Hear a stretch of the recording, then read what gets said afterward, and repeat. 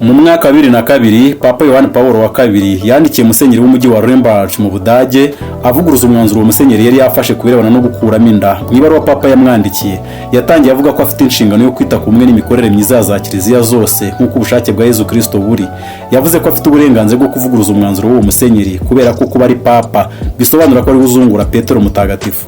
Dukurikije uko Kiliziya Gatolika y'i Roma bisobanura mu gitabo New Catholic Encyclopedia cyo mu mwaka wa 2003 umubumbe wa 11 paji ya 495 n'iya 496 kigira kiti Kristo yagize Petero Mutagatifu mukuru w'izindi ntumwa zose, kandi nanone Kristo yategetse ko hari kuzaba bari kuzungura Petero kuri iyo nshingano, kandi ko abepiskopi b'i Roma aribo bari kuzajya bamuzungura, bityo bakitwa abapapa.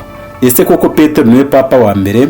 Izina papa ko ritaboneka muri Bibiliya kimwe n'andi mazina ahabwa abayobozi ba Kiliziya, ibi byaje ryari kandi byaje gute? Ubu Kristo bwageze i Roma gute kandi byagenze gute ngo Kiliziya y'i Roma ihinduke igikomerezwa kugeza ubwo umuyobozi wayo ahinduka ukomeye muri Kiliziya zose zo ku isi? Izina papa ryakomotse he? Ikizwi ni uko Kristo bwatangiye i Yerusalemu. Byagenze gute ngo icyicaro gikuru cya Kiliziya cy'isangi Roma aho kuba Yerusalemu? Dore amayeri, uburiganya n'ubugambanyi bwakoreshejwe muri iki kiganiro. Nkwaye ikaze muri iki kiganiro kigufi, kandi ubwo ingingo y'ingenzi nayivuze. Kora subscribe niba uri mushya kuri iyi channel, kora like niba ukunze ibyo dukora, kandi ujye muri comment uduhe igitekerezo cyangwa ikibazo tuzagusubiza ubutaha. Ikaze. Mbere na mbere dusobanukirwa aya magambo amaze kumenyerwa mu Kinyarwanda, ariko akaba akomoka mu ndimi z'ahandi, kandi birabujijwe muri Kiliziya kuyasemura no kuyakoresha mu rundi rurimi keretse gusa gukora ibyitwa transcription, ni ukuvuga kuyakoresha uko ari. Ijambo umwepiskopi rikomoka mu Kigiriki episkopos, rifashwe ryakabaye risobanura umuntu ugenzura. Mu Kilatini ryabaye episcopus, kandi mu Cyongereza cya kera riba bishop, ari naho hava ijambo bishop risobanura musenyeri mu Kinyarwanda cyacu. Izina musenyeri ryo rikaba ari izina ry'icyubahiro ryaje guhabwa abantu bubashywe nk'abakardinali, abayeveke cyangwa abapadiri bahagarariye abandi nk'abayobozi ba diocese. Rifashwe ryakabaye ryo risobanura mwami wanjye. Izina padiri ryo ni imvugo yavanywe mu ijambo ry'icyarameya risobanura ngo data cyangwa papa. Nanone muri iki kiganiro turakoresha ijambo Kiliziya. Kiliziya ijambo rikomoka ku Kigiriki ecclesia, ijambo isinagogi ry'Ikigiriki risobanura guteranyiriza hamwe, kandi nanone rigenda rihinduranywa n'ijambo ecclesia nyuma y'igihe, ariko ijambo isinagogi ryaje kwerekezwa ku nzu babaga bateraniyemo. Ukurikije uko aya magambo akoreshwa, ijambo isinagogi na Kiliziya asobanura ikintu kimwe. Ntasobanura inyubako buri gihe, ahubwo yerekeza ku itsinda ryo mu rwego rw'idini rihurira hamwe kugira ngo risenge. Nituvuga ngo Kiliziya y'i Roma, ntihumve inyubako abigishwa basengeragamo, ahubwo wumva itorero ryasengeraga i Roma cyangwa ahandi. Tugarutse inyuma gato, bivugwa mu mateka y'itangira ry'amatorero ya Gikristo mu kijana cya mbere, nta myanya y'icyubahiro n'amazina bijyanirana byahabwaga ababaga bahagarariye abandi. Amazina y'icyubahiro nka mwarimu, pasiteri, padiri, musenyeri, papa n'ayandi ntiyabagaho. Ni bande bayoboraga itorero rimwe cyangwa idini muri rusange? Buri torero ryayoborwaga n'itsinda ry'abagenzuzi episcopos, cyangwa se abagabo bakuze mu buryo bw'umwuka. Abo bepiskopi bose bari bafite ububasha bungana, kandi buri torero ryabaga rifite nibura abepiskopi barenze umwe, kandi nta n'umwe muri bo wari ufite uburenganzira bwo kuyobora undi. Icyakora nyuma y'urupfu rw'intumwa hadutse abantu baharaniraga kubahwa kandi bakwifuza kuyobora aho gushishikazwa n'umurimo wo kubwiriza. Abo bantu baje kwitwa abahakanyi. Ikintu cya mbere bakoze ni ugushyira itandukaniro hagati y'ijambo umugenzuzi mu Kigiriki episcopos n'umukuru w'itorero cyangwa umusaza mu Kigiriki presbyteros, ku buryo ataragisobanura ikintu kimwe. Hashize imyaka 10 cyangwa irenga intumwa Yohana apfuye, umwe mu bagenzuzi cyangwa umwepiskopi w'itorero waje kwita musenyeri Inyasi wo muri Antiyokiya yandikiye itorero ry'Abanyasimuruna ati: mwigenzure murebe niba mwese mwumvira musenyeri cyangwa umugenzuzi nk'uko Yesu Kristo yumvira se, kandi ko mwumvira abakuru b'itorero nk'aho ari intumwa. Ayo magambo Inyasi yavuze yumvikanishaga ko buri torero ryagomba kuyoborwa na musenyeri cyangwa umugenzuzi wabaga atandukanye n'abasaza kandi akabarusha ububasha. None se byagenze bite ngo ayo magambo asobanurwe mu buryo butandukanye?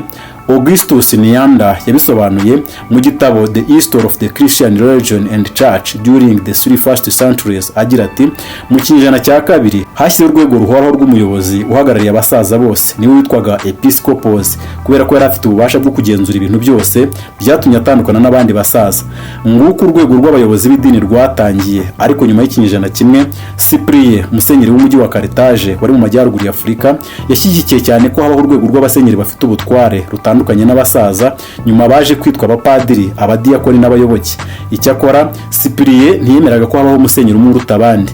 Uko abasenyeri n'abapadiri bagendaga bazamuka mu ntera byatumaga bumva ko baruta abayoboke babo basigaye bo mu rwego rwo hasi. Ibyo byatumye habaho itandukaniro hagati y'abayobozi b'idini n'abayoboke basanzwe. Hari inkoranyamagambo ya Mark Clinton na Strong yabisobanuye igira iti Cyprien wapfuye hagana mu mwaka 258 niwe watanze igitekerezo cy'uko habaho itandukaniro hagati y'abayobozi b'idini n'abayoboke basanzwe. Kuva icyo gihe iryo tandukaniro ryarushaho kwigaragaza ndetse no mu gihe gito bose bararyemera. Uko Kiliziya yagendaga yigabanyamo inzego z'ubuyobozi, abayobozi bayo baje kubonwa nk'urwego rwihariye rwemerwaga ko ari umuryango w'abatambyi. Bityo rero nyuma y'imyaka igera ku 150 intumwa za nyuma zipfuye, hari ibintu bikomeye bibiri byahindutse mu itorero. Icya mbere, haje itandukaniro hagati ya musenyeri n'abapadiri, musenyeri akaba ari ku rwego rwo hejuru. Icya kabiri ni itandukaniro hagati y'abayobozi b'idini n'abayoboke basanzwe. Kugeza aha impaka ku birebana n'imyanya n'amazina y'icyubahiro ntabwo byavugwaga na gato mu itorero cyangwa Kiliziya y'i Roma. Ariko ikigaragara cyo nuko hirya no hino ku isi y'icyo gihe yategekwaga n'ubwami bugari bwa Roma, impaka zari zose ku bijyanye no gushyira itandukaniro hagati y'abayobora n'abayoborwa n'amazina agomba gukoreshwa mu kugaragaza iryo tandukaniro. Byagenze bite ngo umusenyeri w'i Roma ahirike abandi basenyeri, kandi abemeze ko umusenyeri w'i Roma ari wenyine uramutswe ubuyobozi bwa Kiliziya zose, kandi abasenyeri bose bakaba bagomba kumwubaha? Byagenze gute ngo Roma nako Vatikani yegukana ubutware bwose bwa Kiliziya kandi ubukristo bwaratangiriye Yerusalemu? Kandi byagenze gute ngo umusenyeri w'i Roma yegukana izina rya Papa? Uko iminsi n'impaka zo kurwanira icyubahiro hirya no hino byakazaga umurego, igihe cyarageze maze ijambo episcopos rifata ibindi bisobanuro, kandi ryaje guhinduka musenyeri, kandi ryasobanuraga umutambyi wabaga ari umukuru w'abandi bayobozi b'idini bo muri diyoseze ye. Umuyezuiti wo muri Espagne witwa Bernardo mu gitabo yanditse Historia de la Iglesia Católica avuga ko mu mizo ya mbere nta tandukaniro rigaragara ryashyirwaga hagati y'abasenyeri n'abakuru b'itorero, kandi icyo bibandagaho cyane ni ibisobanuro by'ijambo, aho umusenyeri ryasobanuraga umugenzuzi n'umukuru presbyterio risobanura umusaza. Ariko buhoro buhoro itandukaniro ryaje kugaragara, maze izina musenyeri riza guhabwa abagenzuzi bafite agaciro kuruta abandi, babaga bafite ububasha buruta bw'abandi n'ubushobozi bwo kurambika ibiganza ku bandi bakabaha ubutambyi. Nyuma diyoseze zaravutse maze ziyoborwa n'umusenyeri wari ufite ububasha ku bapadiri benshi babaga bakorera mu ifasi cyangwa diyoseze abereye umuyobozi. Nguko abasenyeri batangiye gukorera muri gahunda ifite ubuyobozi burutanwa mu nzego, cyane cyane guhera mu kinyejana cya 4 hashyizweho urwego rw'abayobozi b'idini barutanwa. Kandi nyuma y'igihe runaka musenyeri w'i Roma wavugaga ko ari we musimbura wa Petero yaje kurusha abandi ingufu, maze aze kwemerwa na benshi ko ari we musenyeri w'ikirenga cyangwa Papa. Hari igitabo cyagize kiti muri iki gihe umwanya wa musenyeri mu madini yita Gikristo ni umwanya w'icyubahiro n'ububasha. Ubusanzwe abari muri uwo mwanya babahembwa neza, kandi inshuro nyinshi babonwa ko ari bamwe mu bayobozi bakomeye b'igihugu. Ariko iyo urebye ukuntu babaho mwiraha bagahabwa n'icyubahiro, ukabigiranya na gahunda yoroheje yariho mu gihe cya Kristo n'intumwa ze cyangwa abagenzuzi mu matorero y'abakristo ba mbere, ubona hari itandukaniro rinini cyane. None se twavuga iki kubirebana n'itandukaniro riri hagati ya Petero n'abiyita ko ari abasimbura be bategekeye mu iraha ryinshi rya Vatikani? Mu matorero ya mbere yemeraga ubuyobozi bw'intumwa n'abasaza b'i Yerusalemu, harimo n'itorero ry'i Roma, aho ivanjiri ya Kristo ishobora kuba yarageze nyuma ya Pentecote y'umwaka 33, kimwe n'andi matorero ya Gikristo yo muri icyo gihe byari rifite abasaza bakoreraga mu nteko y'abasaza, nta n'umwe wumva ko aruta abandi. Mu by'ukuri nta n'umwe muri abo bagenzuzi ba mbere bo mu itorero ry'i Roma wigeze abonwa na bagenzi be ko yari musenyeri cyangwa Papa, kubera ko gahunda y'abepiskopi barutanwa mu nzego yari itarabaho i Roma. Biragoye kumenya igihe nyacyo iyo gahunda y'abepiskopi barutanwa mu nzego bafite umwepiskopi umwe uruta abandi yatangiriye mu itorero ry'i Roma. Icyakora hari ibimenyetso bigaragaza ko ishobora kuba yaratangiye mu kinyejana cya 2. Izina ry'icyubahiro Papa rikomoka ku ijambo ry'Igiriki papas cyangwa data, ntiryakoreshwaga mu binyejana bibiri bya mbere.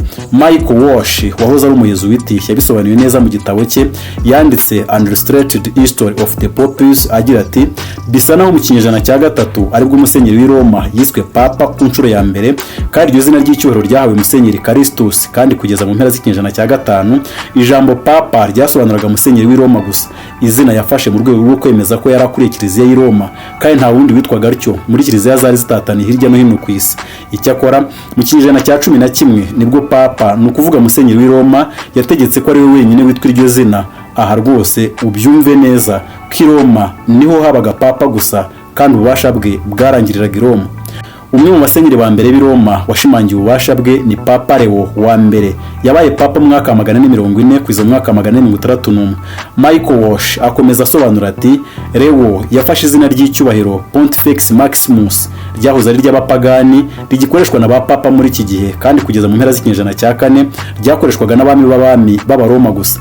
Leo wa mbere ibikorwa bye nk'uko igitabo Manus Religionis kibivuga, yatangaje ko Kiliziya Mutagatifu Petero igomba guhabwa icyubahiro kiruta ikizindi kiliziya kubera ko Mutagatifu Petero yari uwa mbere mu ntumwa. Leo wa mbere yavuze neza ko umwami w'abami yari afite ububasha mu bintu by'isi i Constantinople mu burasirazuba, nawe akagira ububasha bwo mu buryo bw'umwuka mu burengerazuba. Ubwo bubasha bwigaragaje neza igihe Papa Leo wa gatatu yimikaga Charlemagne akaba umwami w'abami w'ubwami butagatifu bwa Roma mu mwaka wa 800 igihe cyacu.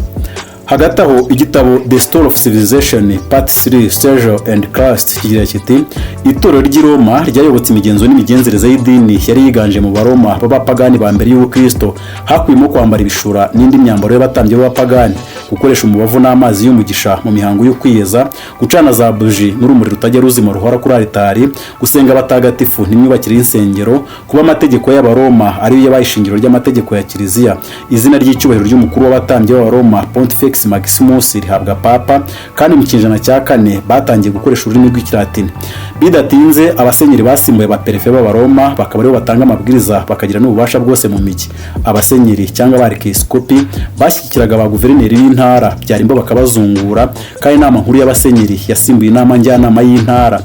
Nguko Kiliziya y'i Roma cyangwa itorero ry'i Roma ryisanganye ububasha rihabwa no kuvanga imisengere na politike n'imico n'imigenzo by'Abaroma, maze bidatinze umuyobozi waryo agira ijambo i Roma no mu bindi bihugu Roma yari ifitemo ijambo. Bidatinze Kiliziya zose zo ku isi y'icyo gihe zisanze gutyo mu maboko y'ubutware bukomeye bwa Roma n'abasenyeri bayo, kandi bidatinze Kiliziya zose zo ku isi zatangiye kwisanisha n'imikorere ya Kiliziya y'i Roma, bityo bikwirakwira mu isi yose gutyo. Musenyeri mukuru w'i Roma yisanze afite ijambo rikomeye ku rwego rw'isi y'icyo gihe, kandi icyubahiro cye byari ukumwita papa n'ubusanzwe bisobanura data. Kuva mu mwaka wa 1929 abayobozi ba za leta bo mu isi babona ko Papa w'i Roma ari umuyobozi wa leta yigenga ya Vatican. Niyo mpamvu Kiliziya Gatolika y'i Roma ari ryo dini ryonyine rishobora kohereza abahagarariye Papa muri za leta hirya no hino ku isi. Papa afite amazina menshi y'icyubahiro, amwe muri yo akaba ari igisonga cya Yesu Kristo, Vicarius Filii Dei, umusimbura w'umutware w'intumwa, umuyobozi w'ikirenga wa Kiliziya yo ku isi hose, umukurambere w'Iburasirazuba, umutambyi mukuru w'Ubutaliyane, cyangwa umwami w'ikirenga wa leta y'umujyi wa Vatican. Papa akoresherezwa ibirori n'iminsi mikuru by'akataraboneka, kandi ahabwa icyubahiro kigenewe umukuru w'igihugu. Niba wakuri iki kiganiro witurije, kora subscribe kandi ufungure inzogera, ukora like, maze ujye muri comment uduhe igitekerezo cyangwa utubaze ikibazo. Ndabashimiye cyane, naho ubutaha.